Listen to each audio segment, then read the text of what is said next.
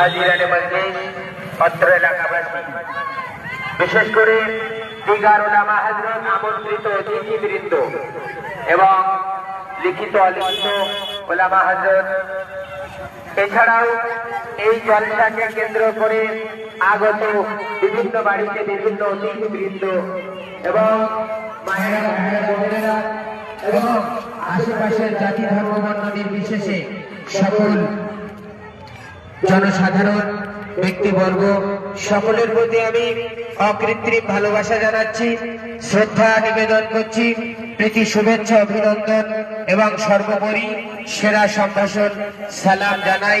আসসালামু আলাইকুম ওয়া রাহমাতুল্লাহি ওয়া বারাকাতুহু।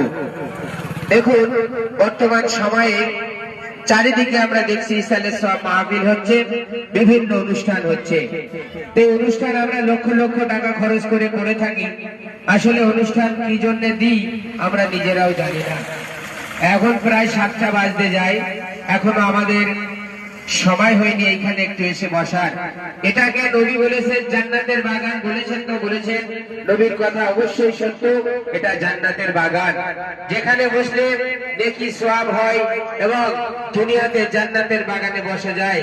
তা আসুন জান্নাতের বাগানে আমরা কিছুক্ষণ বসি, কিছু দ্বীনি শরীয়তি আলোচনা শুনি। প্রিয় প্রিয়ারা হাজিরানে মজলিস, প্রাণ প্রিয় দিনদ্রদী ভাইজান এবং আব্বাজান ও এলাকাবাসী, আপনাদেরকে শুরুতেই বলে রাখি, বর্তমান সময়ে ইসলাম কতটা আপডেট এটা আমাদের জানতে হবে। সবই সবকিছু এখন আপডেট হচ্ছে। ইসলাম 3000 বছর আগে